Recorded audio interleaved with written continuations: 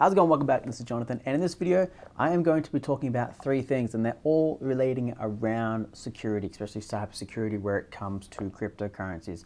Now I'll admit I'm not an expert in this topic, but there are some things that I have learned and there are some things I'd like to share with you. So we're going to break this down into hardware, software, and also exchanges, and how to optimize all three of these areas so that you can go ahead and get the best chance of success when it comes to securing your cryptocurrencies.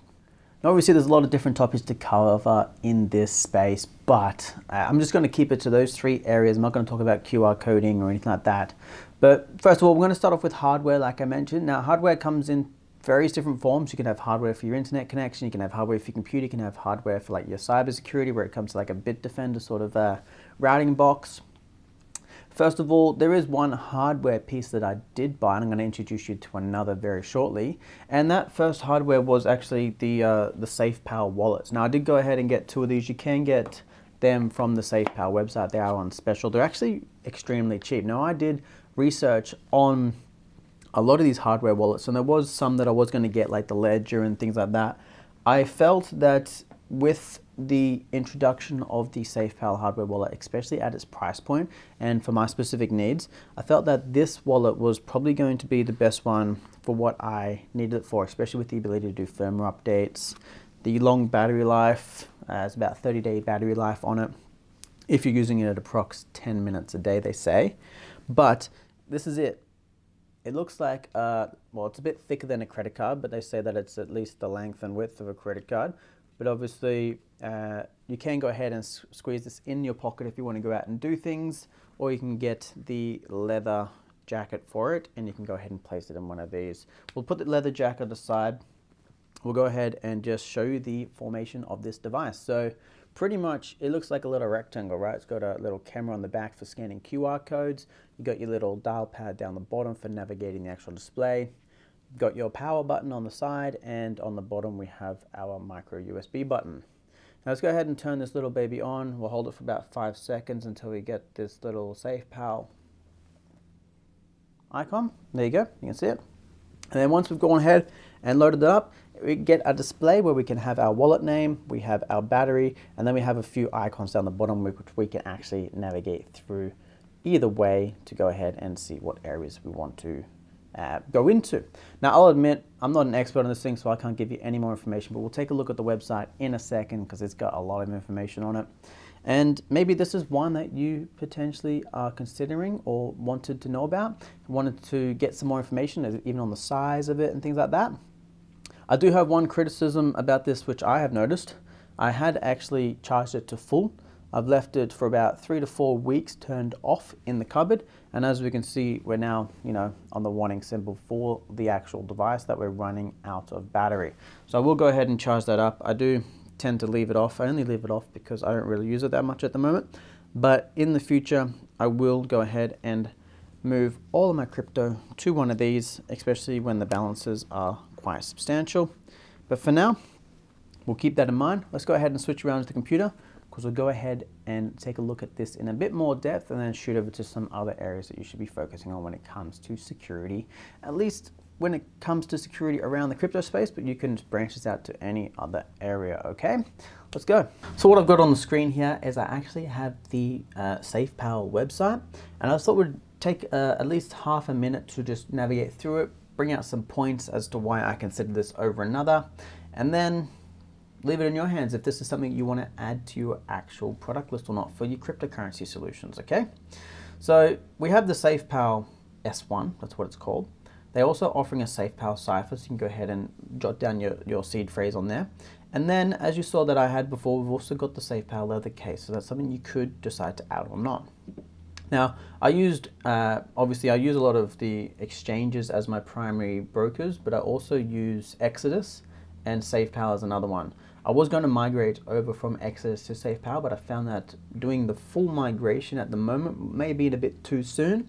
So I will look to migrate to SafePal when it supports a few more cryptocurrencies, but at the moment they're supporting at least 10,000 currencies over several exchanges, and you can store, buy, manage, swap, and trade them through the app, okay? So it's quite a good app. Now, I actually want to go ahead and take a look at the actual SafePal S1. So let's go ahead and click on this. Now they do have a promotion at the moment, which I did buy. So I bought the, you buy 2 items and you get free shipping. I ended up getting obviously the 2 SafePal devices. I haven't opened this one here. And I also got the leather case. Now I think all up I paid, I can't remember, I think it was about $110 for them. And when it comes to comparing that over the Ledger, I believe the Ledger itself was around $200. And for my simple use case, I didn't think the Ledger was going to be a necessary item for me to own, only because I'm looking at this from a very simple point of view. It's get my cryptos off the internet where needed, store them in a cold wallet or a hardware wallet, and then if needed, move them back to exchanges to sell them. It's very simple. I don't need anything too complicated. And it is obviously a company that has been backed by Binance, so Binance has invested in this company. That wasn't the main objective. Pretty much I just wanted to get as close to getting a Ledger as possible without actually buying one.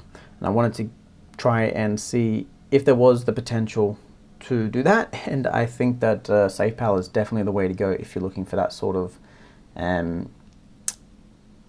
wallet, at least, if you're looking for that kind of wallet. Now, I did mention in the past page that there was 10,000 tokens. So it looks like they've updated this page and they haven't updated the other page. It says we're supporting 23 blockchains and 20,000 tokens. And it says 20,000 plus, so that's going to go up and down, I guess, as tokens come and die. Unlimited currency storage, I think, I can't remember, but I know that when I was looking at some of these hardware wallets, there was a storage on how many you could store in there. You can add and delete the tokens as you like and onboard new tokens via firmware upgrades. So as new tokens are available, plug it into computer, follow the firmware upgrades, and you're good to go. So they're doing ERC20, BEP2, BEP20. I don't really have a full understanding of all these because I'm not a crypto enthusiast. But if you do, and these make sense to you, then good. And obviously as more exchanges come on, which I assume these are exchanges, or not exchanges, sorry, networks at least, this list will be updated with that information. So let's move on from there. Now it does, what's in the box is pretty much what's on here. You get a few stickers, you get a cleaning cloth, you get your hardware wallet, mnemonic phrase cards, so you do get 3 of those, so you can write down your or your seed phrases at least, and you can store them in various places. I haven't filled out mine. I'll go into detail very soon what I do. And then I've got the user manual, and then you've got your USB cable. Now, some good things about this were its operating temperature. So -20 to 70 degrees Celsius. You had the high-speed QR code scanner, which I have used once. There was no connectivity device, so you can't Bluetooth into it, you can't do NFC into it or anything like that. It is a standalone device, and that's something to consider. But there is a USB cable in the bottom, and that is where you can both charge it and also perform updates to the firmware. Now, as I said, the 400 milliamp battery could endure 20 days based on 10 minutes daily use. I don't know if that's true or not. I had the battery fully charged and then I had it turned off for about a month. I can't quite remember the exact date, but we're now down to the time period where it's asking you to charge again. So there must be a leak in the circuitry somewhere, or the battery just isn't holding the charge. One or the other. We'll have to see what it is. I'll give it a few more charges and we'll go from there. So that is in itself the hardware wallet. You can decide if this is one that you want to look at or not. If you do want to look at it, go ahead, look at it. If you want to buy it, that's up to you. You can go ahead and click the buy now button. But that's just one aspect of this, okay? So there's the hardware wallet from SafePal. Now, the second part I wanted to move on to now was going to be what other forms of hardware could you buy if you're trying to protect yourself while in this space. Now, there's a lot of people out there who are getting scammed. There's a lot of people out there who are falling victim to hacks, frauds, etc., phishing emails that are getting sent out. So I'm going to go through a series of steps now that you could take if you so wish to, which might help secure your network at home and also at least lower the potentiality of you being scammed if that's something that you're likely to occur. So one of the products I did buy was a Brume, and it's from GL.iNet, and it's an edge computing gateway for highly secure and reliable infrastructure. I've actually got this out of my living room next to my main router. It is a bridge between them both, and the reason why I brought this one was for one specific reason. It has a built-in WireGuard VPN service, and the WireGuard VPN has speeds of up to 280 megabits per second. And for me, that exceeded my current internet connection speed, and that is exactly what I wanted. It also supported Cloudflare DNS-over-TLS, which is a secure way of getting DNS connections. And it also had quite relatively good specs for what it was, okay? So if you want to look into this, I think they cost around $200. I can't quite remember whether it was $200 or $250 I paid for it. You can install AdGuard Home on it, so you can go ahead and banish all the ads on your network. You can use Tor, you can set up your VPN, and it's also got OpenWRT pre-installed so you can customize it as you so wish. That is one piece of hardware that I would encourage you to definitely shop for. And if you've shopped for it and done all your research on it and decided that it is for you, let me know, because this is definitely something that has improved my overall security, especially with the use of the VPN, which we'll go into soon.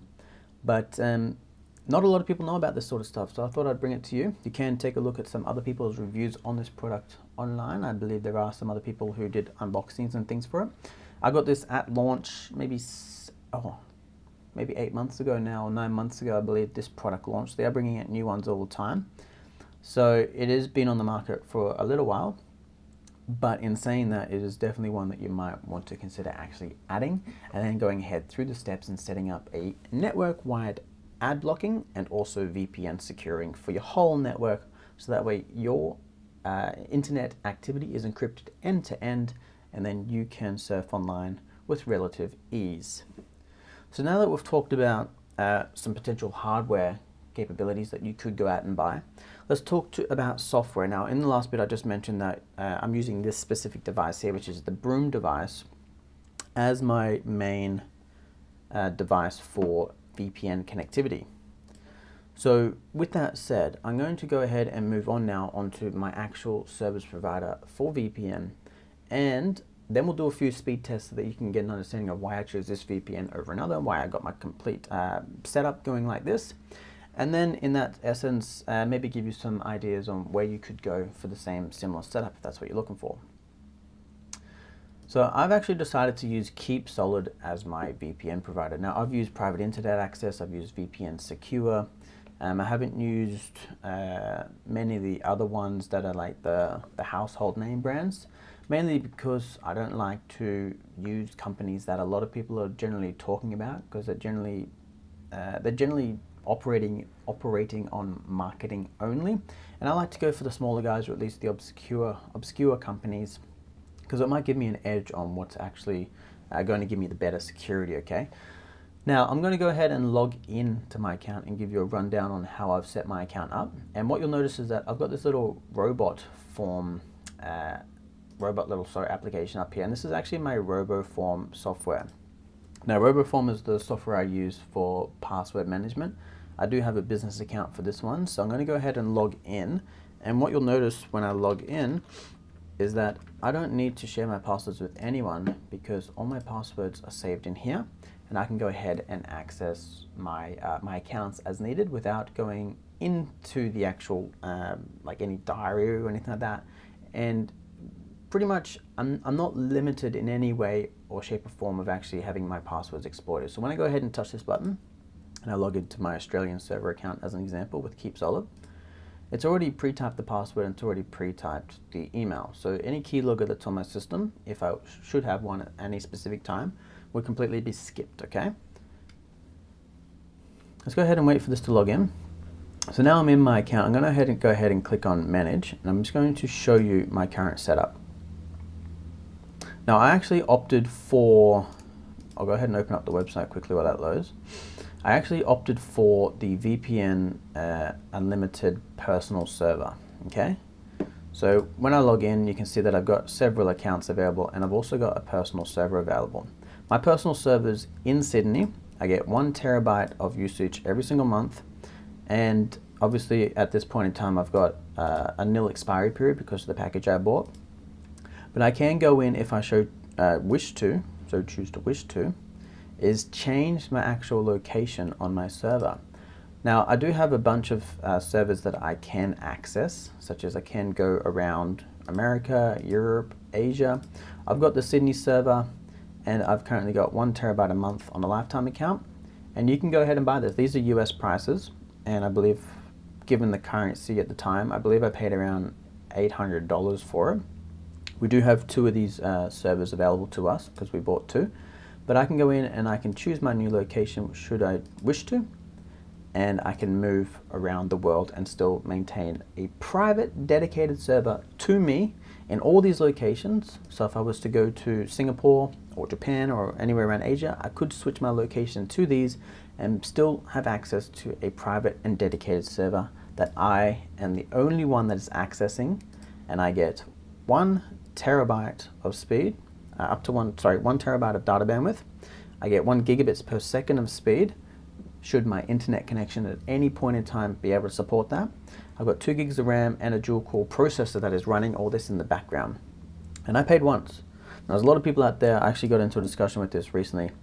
Some people were talking about just setting up, you know, virtual private servers and going into the back end and setting up their own Ubuntu system and managing it themselves and that sort of stuff. But with this, I have pretty much paid for guarantee. Okay, so whether this company shuts down in a year or 20 years is unknown to me. But at the moment, I have guaranteed security, I've got guaranteed speed, and I've also got a guaranteed dedicated server that's available to me right now and into the foreseeable future that I can access at any given point. So that is my setup, okay? So that's very, very simple. I'm just going to go ahead and get out of this. What I'm going to do now is I'm going to show you quickly, this is going to go a little bit off topic, but I'm just going to show you quickly the difference between having a public server and also having a private server when it comes to speeds and your availability of connectivity. Let me go ahead and just load up the application now. Okay, so at the moment, I'm going to be using the WireGuard connection because that's the one I prefer to use. And I'm going to connect to a public Sydney server first. And what we're going to do is we're going to run a few speed tests to see what sort of connectivity I'm getting. And then I'm going to turn the VPN off. I'm going to run a few more speed tests on just my standard internet connection. And then once that's done, we're going to turn it off again and then going to turn on our private server, okay? Now hopefully we can get connectivity to it. Perfect, we're in. Let me go ahead and just refresh this page. So we're connected to the OVH server. This is its IP address, and we're going to be going through the GCOM. I generally prefer to choose like a internode server, but I will leave it on the auto select for now. And we'll just see what speeds we're able to capture from a public VPN server.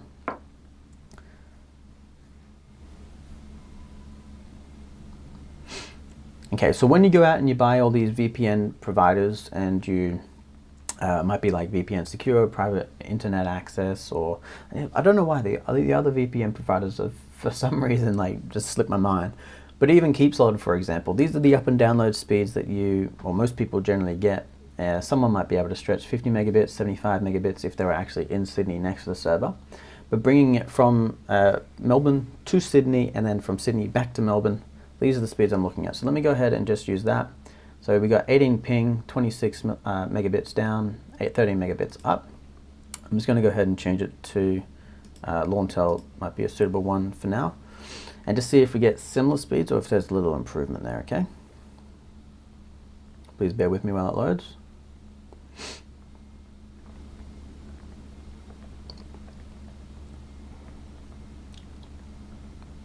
Alrighty, let's say 65. No, we're not going to make it. 60. So we've now doubled our speed by changing the server to Launtel for our testing server at least. But our upload speed has been at least cut in half, if not more. I think 13 megabits before, we'll soon find out. So we've lost at least 10 megabits. And we could do this several times, and I'm very sure that on this OVH public server, we're going to be getting very similar speeds, okay? Now if we look at the actual server itself, and we go to the server list, we can see that the connectivity to the server, or the use case on that server at the moment is it's pretty empty. There's only maybe like 20% of users on the server. And then obviously the most peak times that I've seen are generally at night, where a lot of people are using the OVH server. Now, KeepSolid, VPN Secure, all these other companies in Sydney, around the world, there's specific servers, okay? And everyone is generally, all these VPN providers are generally connecting to the same server. So it doesn't matter which company you choose, they generally go with the same companies offering the same service. So these areas get congested. Let's go ahead and turn off the VPN. Are we turning off? Turn off. All right, we're off. Let's go ahead now and check our speed, and then we'll come back and we'll actually do the speed test with our actual private VPN server.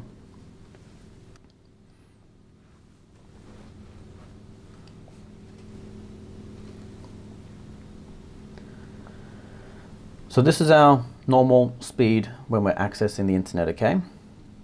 So we've got a fiber to the home premises where I've actually got fiber in the walls here. Our maximum speed is capped out at the maximum available speed available to us in this specific area, which is 250, 100. Generally speaking, we get about 253, 254 over about 91. At the moment, there might be some issues with the Wi-Fi connectivity because it is in a different room. So we'll just wait for this to ramp out.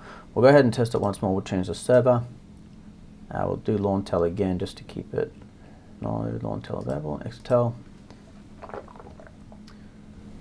So we'll do it once more just to confirm that those speeds are valid, okay?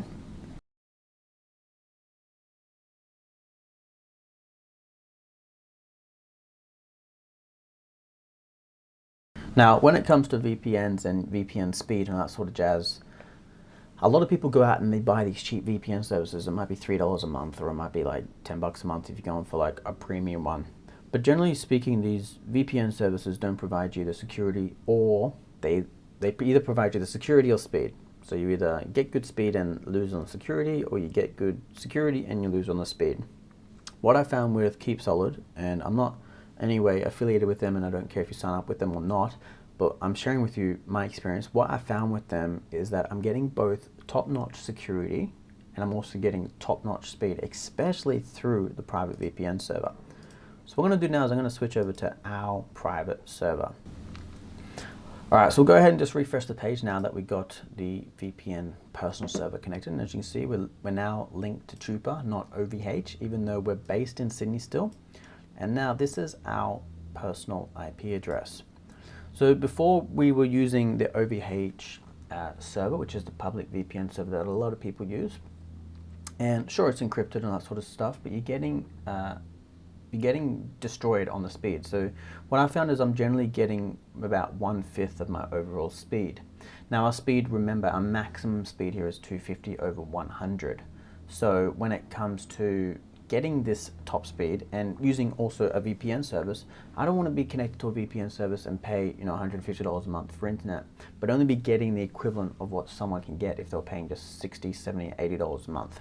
So this is why I got this VPN, and if you're in any way wanting to maximize the actual speed you can get, well, I recommend KeepSolid VPN and their personal servers, okay?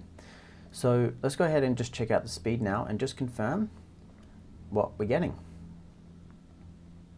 So on our first attempt, I just got to double check my server connection actually. Are we still connected to WireGuard? Yes, we are. Now I'll admit, first attempt is horrible. So we'll go ahead and do 2 or even 3 of these just to double check like we did for the other ones. So we are maxing out our upload speed, which is why I think that the download speed was an anomaly this time. But let's go ahead and see what we get this time.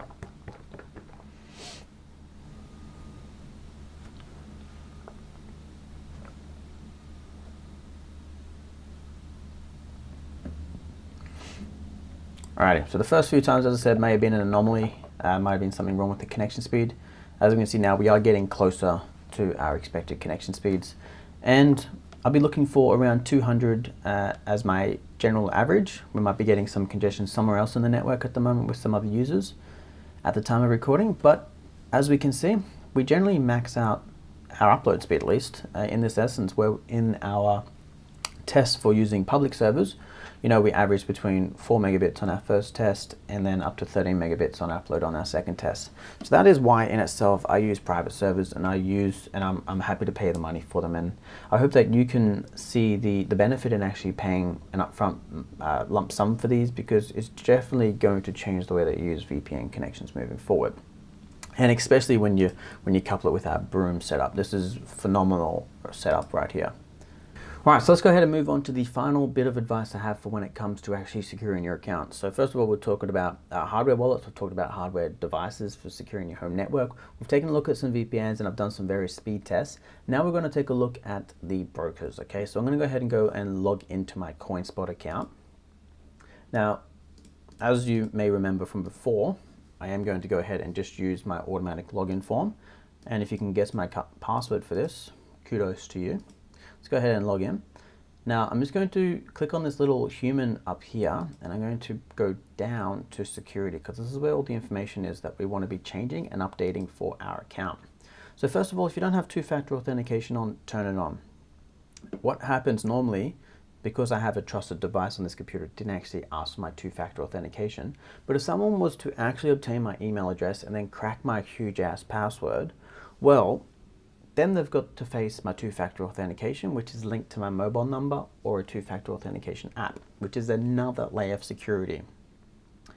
Now, if someone does manage to get into my account, but can't get into my two-factor authentication or can't get past that, what I do have the ability to do is go ahead and change my password, okay? So I can go ahead and type in my password, a new one, which locks them out completely, and then I just pop in my 2FA code here. Now, if I was logged in somewhere and I wanted to log out automatically, I can change this time frame. I leave it on 24 hours because I don't want to be logging in all the time, though occasionally I do have to re-log in if my browser cookie cache, for example, has been modified. But I go ahead and leave it on 24 hours. If you want to be really secure in this, go ahead and switch it over to 20 minutes. We have an anti-phishing phase. So let's say, for example, you were to get an email from someone, and that email was to click on the link, and then when you clicked on that link, it took you to a website to log in. What happens is that it actually will provide you a little code at the top, and you can set this code, such as "don't fall for scams." You can put that code up top. That way, when you go to log into your account, it prompts you that you should be watching out, that this might be a scam if it is not there. So for example, if your account, your little phrase here for the anti-phishing says "don't fall for scams," and it actually says "fall for my scam," well, you'd know that that is obviously not one that you should be using.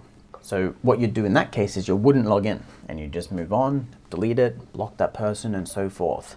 And also, for example, if there is nothing there and you go to this section and in the current anti-phishing phrase, it's actually empty or it doesn't even show that at all, you know that you're being phished, okay? So you would not actually log in. So this little section here and my phrase, which is actually blurred out on this, it pops up every time I try to log in somewhere through an email or through something else outside of the direct app. And it gives me another reassurance that that's what I need to watch out for and to make sure that I'm actually logging into the right account. Now, if someone has logged into my account or I don't want anyone to touch my account, let's say there's a hack going on and you want to completely block any sort of money movement happening in your account, you can go ahead and disable withdrawals. Now it says the only way to re-enable the withdrawals is to contact support, which leads us on to the next step of phone verification. So now when you fill in all this information here, the guys on the other end at CoinSpot are meant to actually verify your ID with this content, okay? Now if you don't remember where I went before I move on to Geo-Locks, I'm just under the security panel right here. So that's where you find all this, and that's where you need to go if you want to change all your security information. Now the last one is Geo-Locking. So your account has been restricted to Australian logins only. Now pretty much what happens here is, this is why I also bought a private server with an Australian IP address.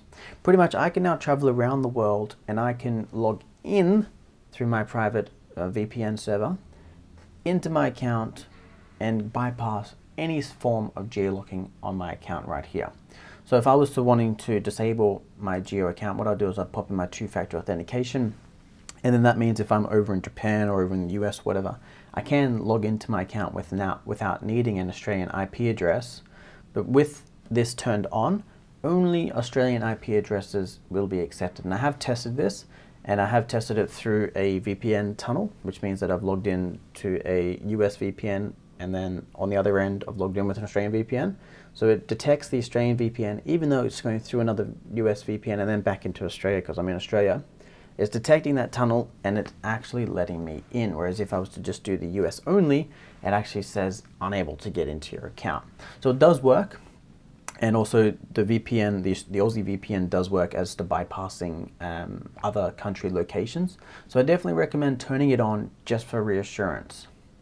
Anyway, that's pretty much all the tips I have for you in this video. It's in no means going to be a be-all, end-all for the security space of this industry. I know very little about this, but when it comes to cybersecurity, I do have a lot more knowledge on that actual subject, and I'm just overlaying cybersecurity tips onto the Bitcoin market. So use this as you will. Go ahead and check out the companies I've mentioned. They're in no means going to be the best options out there, but they're options that have benefited me and the ones that I use. And if you'd like to add them to your arsenal, now's the opportunity. And if you like this video, if you learned anything, one thing at all, tell me what it is in the comments. If you want to see more of these sort of videos popped out, at least, go ahead and leave a thumbs up. If you didn't like it, if you didn't get any content, leave a thumbs down. It doesn't bother me at all. And if you want to stick around, hit the subscribe button. With that said, I'll talk to you soon.